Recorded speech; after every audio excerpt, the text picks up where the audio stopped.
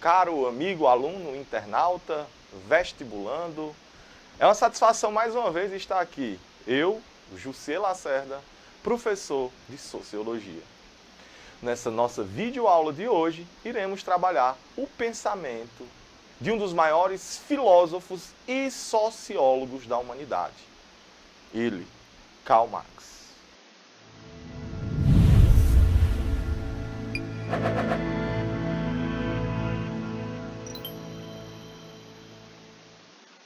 Assim, falaremos da história de Karl Marx, a sua história, a sua vida, aquilo que o influenciou e aquilo que ele vai influenciar ao longo da história, do século XIX e XX até os dias atuais. Ele nasce em 1818, na Prússia, estado esse que, com a unificação da Alemanha, passa a pertencer à Alemanha, por isso a gente denomina ele de alemão, a gente o chama de alemão, a gente o define como alemão. Sua família é judaica, certo? Tudo bem? Todavia, é uma família de classe média. Isso você vai perceber que ele vai ter acesso a uma educação de qualidade, né? Uma educação boa, certo? Ele vai fazer algumas leituras importantes de caras que vão influenciar diretamente a sua vida. E é importante que a gente fale desses caras aqui. O primeiro cara que influencia a sua vida é o grande filósofo antigo, Aristóteles, que será tema da nossa próxima aula de filosofia. Aristóteles é quem influencia ele enquanto pensador antigo. Ao decorrer da história, o Hegel, que é seu professor, vai influenciá-lo diretamente no pensamento dialético, histórico. Feuerbach é um cara que traz a reflexão acerca da religião, algo condenado por Karl Marx, preste bem atenção. Karl Marx vai defender a separação do indivíduo da religiosidade, porque ele vai defender a alienação a partir de uma crença religiosa, de uma vivência religiosa, ok? E mais à frente, Marx vai passar a analisar os pensadores do socialismo utópico. Alguns pensadores do século XVIII e XX vão influenciar a sua análise e os seus escritos futuros. O Owen, o Saint-Simon e o Charles Fourier são caras que vão ajudar a trazer para si uma ideia importante para ele criar o seu socialismo. Alguns socialistas, que são denominados utópicos, para ele criar o que denominamos de socialismo científico. Todavia, é um cara também que vai estudar alguns liberalistas. Por que estudar os liberalistas? Por que estudar aqueles caras que defendem a economia capitalista, como o exemplo clássico de Smith? É um cara que vai influenciar nos seus estudos. É óbvio que a primeira coisa que você tem que fazer para criticar alguém é entender de tudo que ele fala, de tudo que ele escreve, de tudo que ele defende.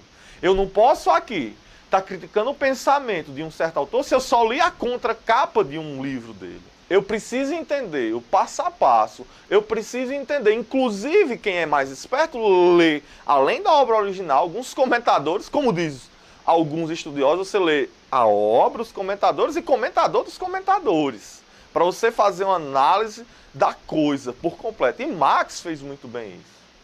Justo esse cara leu tudo isso, esse cara estudou isso, estudou, gente. Estudou, e por isso alguns bibliógrafos vão defender a ideia de que o Karl Marx era jornalista, era historiador, era filósofo, sociólogo e economista. O cara tinha 5 profissões, ou ele tinha 5 linhas de estudos diferentes.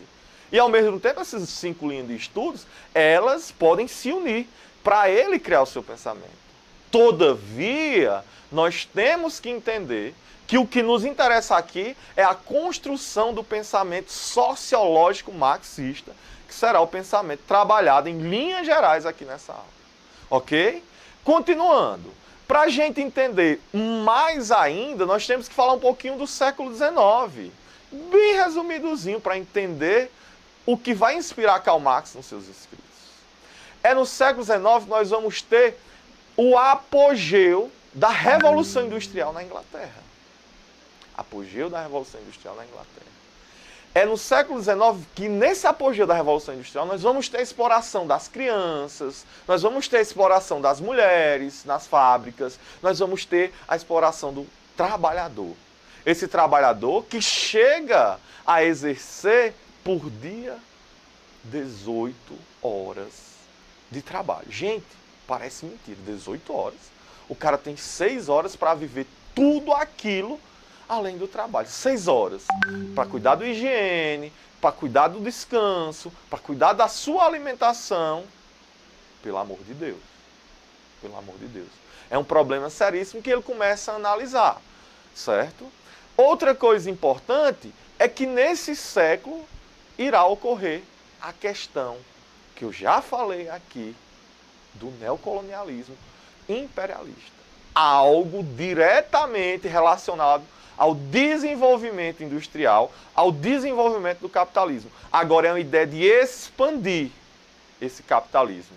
É a ideia de vender produtos, de extrair matéria-prima, de contratar mão de obra barata.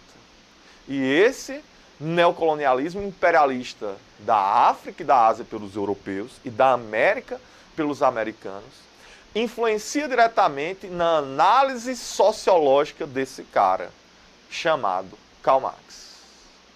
Todavia, aqui eu estou apresentando a vocês o que o influencia. Agora, eu vou mostrar a vocês o que ele vai influenciar, a partir dessa análise e dos escritos dele.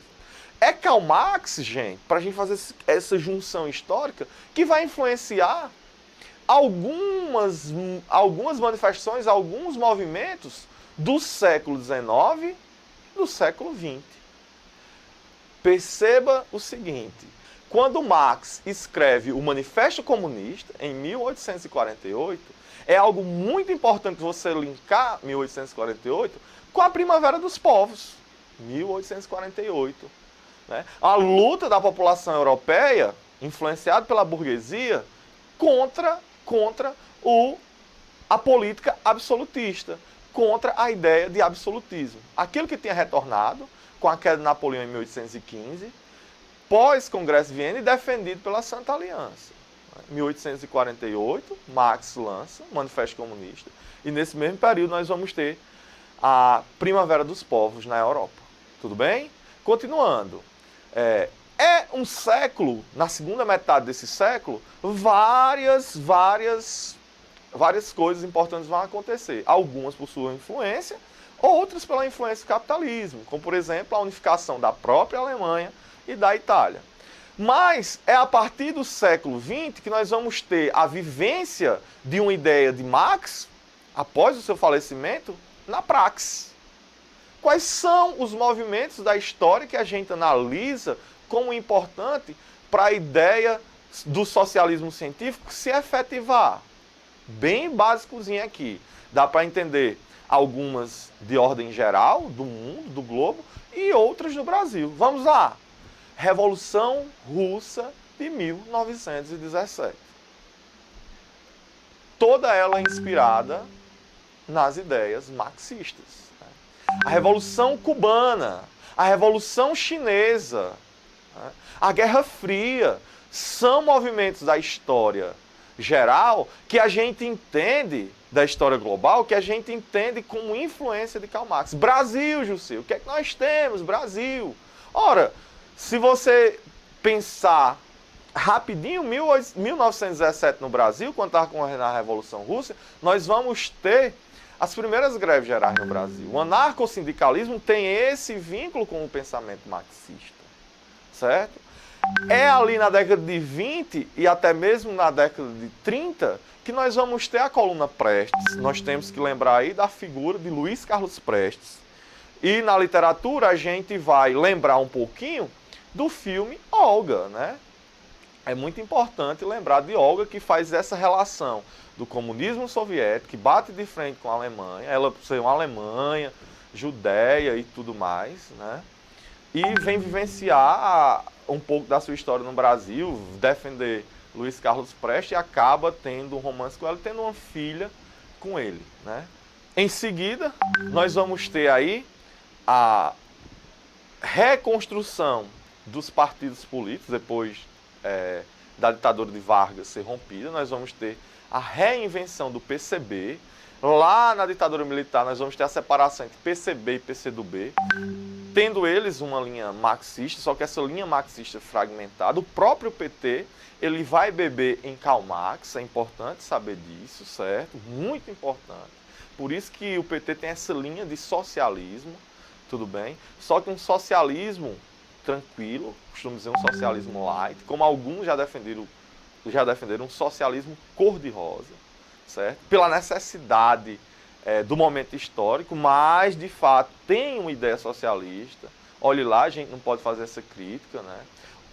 Uma coisa que eu estou defendendo aqui já, a educação, o ensino, os cursos de história, geografia, filosofia, ciências sociais e políticas, todos, em sua maioria, quando alguns são fechados e reabertos por ditadura militar no Brasil, eles vêm com a linha marxista. É a predominante, ok? Nossa formação predominantemente é marxista. Aquilo já está incutido dentro desses cursos, dentro dessa formação. Então aí eu apresentei um arcabouço histórico daquilo que influencia Karl Marx, daquilo que Karl Marx vai influenciar ao longo da história, ok? Agora nessa segunda parte a gente vai falar diretamente das ideias sociológicas do grande Karl Marx. E para falar de Karl Marx, a gente já tem que apresentar 5 características importantes, que aqui vos apresentarei no passo a passo, certo? A primeira característica que a gente tem que falar é a questão do trabalho. Estudar Karl Marx na sociologia, você tem que ir pela linha da economia, certo? E nessa linha da economia a gente vai falar do trabalho. O trabalho escravo, o trabalho de servidão e o trabalho assalariado, certo? Nessa ideia, Marx pega a história para análise e faz um percurso na história analisando cada uma dessas fases. E ele pega a maior parte da história, que chega a aproximadamente 99% da história, o comunismo primitivo. Veja só, o comunismo primitivo. O mundo, 99% da sua história viveu o comunismo. Aqueles que criticam o comunismo, aqueles que criticam as ideias socialistas, esquecem dessa construção, certo? Todavia, algumas situações da história mudam esse pensamento de Karl Marx, certo? E acabam transformando, repaginando aquilo que ele escreveu, aquilo que ele idealizou. Como assim, Jussi? Volta ao assunto, comunismo primitivista. A pré-história, na pré-história, as comunidades viviam uma ideia de coletivismo. A própria Grécia Antiga, ela nasce no período pré-homérico, uma sociedade gentílica com características coletivistas, gente. Meu caro internauta, isso é importante para você entender. E como é esse primitivismo coletivista? Simples, o nome já está dizendo. Havia uma separação do trabalho na ordem de homens e mulheres e crianças, cada um com sua parte a fazer. Todavia, quando juntava-se o todo, era dividido na sua devida proporção. Isso é comunismo coletivista. O mesmo que foi experienciado, experimentado em Canudos, no Caldeirão e na região de Santa Catarina e Paraná, chamado de contestado. A história brasileira nos mostra isso. A ideia viva do comunismo. Certo? Voltemos lá ao comunismo primitivista. Essas sociedades pré-civilizatórias, né, do Neolítico e Paleolítico, vivenciavam isso. Com a evolução, com o surgimento das primeiras civilizações, das grandes civilizações, que o professor Hugo está tratando detalhadamente, né, o Egito, a Mesopotâmia, a Pérsia, os hebreus e fenícios, eles vão ter em essência, principalmente Egito e Mesopotâmia, um trabalho ligado à servidão coletiva. O que alguns até hoje defendem, que Karl Marx vai definir como um modo de produção asiático. O cara é livre, mas ele é preso à terra, como lá no feudalismo, a gente vai já fazer essa colocação. Todavia ele tem essa ligação afetiva e religiosa com o faraó.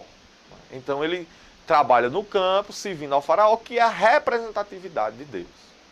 Com a evolução, nós vamos chegar no que a gente chama de história clássica, em Grécia e em Roma, na ideia de um de uma sociedade escravocrática, escravista. Por que Roma e Grécia são chamadas de sociedades escravistas, escravocratas? Simples, porque a base do trabalho era o trabalho escravo. No feudalismo, na Idade Média, nós vamos ter mais uma vez a servidão. A servidão. E em seguida, modernidade e contemporaneidade, nós vamos ter a última prática que é importante, a questão do assalariado, que a gente vai entender mais na frente, que Karl Marx vai definir, que é a segunda característica importante do seu pensamento, certo? Estou falando do trabalho. A segunda é a relação social entre o trabalhador e o capitalista, né? O burguês e o proletário. Aquele que vende a sua força, o seu trabalho, e o burguês, oferece os meios de produção.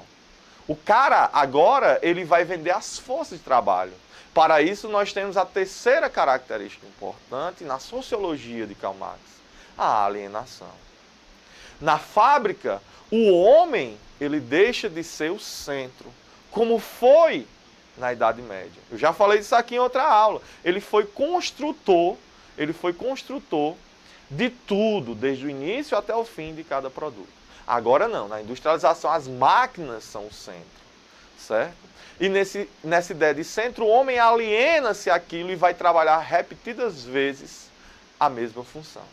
Olha aqui minha mãozinha, ele sempre vai estar fazendo a mesma coisa. Numa loja, numa indústria, ele vai pegar a chinela e passar, né? Essa questão da alienação, ela deixa o ser humano como um produto qualquer, ele desumaniza, certo? E ele torna-se alienado às máquinas, ok? Vamos continuar. Eu já falei da questão da alienação, acabei de falar. Falei da questão da história do trabalho. Agora eu vou falar da mais-valia. E é aí, para Marx, onde está o segredo da exploração dos capitalistas para com os trabalhadores. E o que seria, Jussi, essa mais-valia? Eu gosto de dar um exemplo claro e básico em números. Tu imagina que o cara hoje ele trabalha cerca de 8 horas diárias, certo? 8 horas por dia. E dessas 8 horas, você tira 3 horas que vai pagar o salário dele ao fim do mês. Nas 5 horas restantes dessas 8, você vai entender que vai de lucro para o patrão. Esses 5 horas aqui, que vai de lucro para o patrão, ela não é nada de mais-valia. Imagina aí, meu caro internauta, que 5 horas e esse cara tem 100 funcionários, só é multiplicar 100 vezes 5. Vai dar 500 horas de mais-valia. E essas 500 horas de lucro vai toda para o patrão. O empregado vai ficar com 3. Cada um em sua particularidade com 3. Certo? Isso é mais-valia. Isso é mais-valia. Eu adoro esse exemplo. Essa mais-valia ela tem 2 características. A mais-valia absoluta e a mais-valia relativa. Em essência, a primeira se caracteriza pela ampliação da jornada de trabalho. Se você amplia a jornada de trabalho, você vai ampliar o seu lucro. Ou então você desenvolve, você aumenta as máquinas, o meio de produção, a produção vai aumentar. Então você está aumentando o lucro do patrão e, mais uma vez, o trabalhador fica basicamente com o que lhe resta de suas 3 horinhas para pagar o seu salário. Por isso, Karl Marx vai chamar os proletários do mundo a unir-se. Proletários de todo mundo, univos, dizia ele. Façamos a revolução do proletário. Dominemos as fábricas, dividam os lucros entre si. Isso é a ideia de comunismo, a divisão do lucro entre si. Analise isso friamente, tranquilamente. Todavia, nós estamos num mundo de essência capitalista, de ganância, de individualismo. Isso é muito difícil de acontecer, essa análise. Quando o professor ele trabalha esse tema, parece que ele está falando de algo que ele acha lindo, que é encantador, mas que o aluno ainda chega a gostar, mas na prática isso não se efetiva. E nós nos tornamos verdadeiros utópicos na praxis. Como assim utópicos na praxis? A gente sonha aqui dando uma aula, só que nós estamos praticando essa aula, estamos vivenciando e formando indivíduos, mas aquilo ali não serve de nada. Não vai além, certo? Por fim, a quinta característica da construção sociológica em Karl Marx é a ideia de uma dialética histórica. Olha aí, Hegel inspirando Karl Marx, a ideia da síntese e da antítese para a construção de uma tese. E isso se dá através de uma disputa entre os trabalhadores e os patrões, gerando aí a luta de classe, né?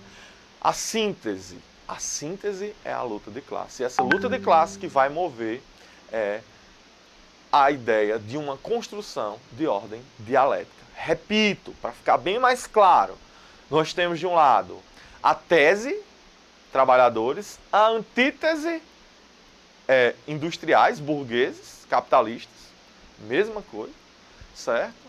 E nós temos como síntese a luta de classes. Né? Essa relação problemática que existe desde essa construção do mundo moderno e a efetivação no mundo contemporâneo. Gente, é muito importante analisar a figura de Karl Marx nessa construção histórica. É muito importante analisar a ideia do pensamento marxista na sociologia. E a base para tal, repito mais uma vez, é a economia e o trabalho. É pela análise do trabalho que Karl Marx vai analisar a sociologia. Essa sociologia dividida em duas classes padrões, trabalhadores e burgueses, que vivem em conflito cotidianamente, que nunca chegará a uma paz solucionável. Ninguém vai ter o que sempre quer. Os burgueses querendo mais riqueza e os trabalhadores querendo melhorar. Só que você tem que entender que os trabalhadores são maioria, os burgueses minoria. Só que na maioria das vezes os burgueses são unidos e os trabalhadores são desunidos. Isso é um grande problema das classes trabalhadoras no mundo. Um exemplo prático disso foi a Comuna de Paris, que durou apenas 72 dias. Então assim eu encerro aqui essa videoaula, mais uma videoaula de sociologia, tratando do pensamento filosófico de Karl Marx. Foi uma satisfação estar aqui mais uma vez. Vos deixo um forte abraço e até a vitória.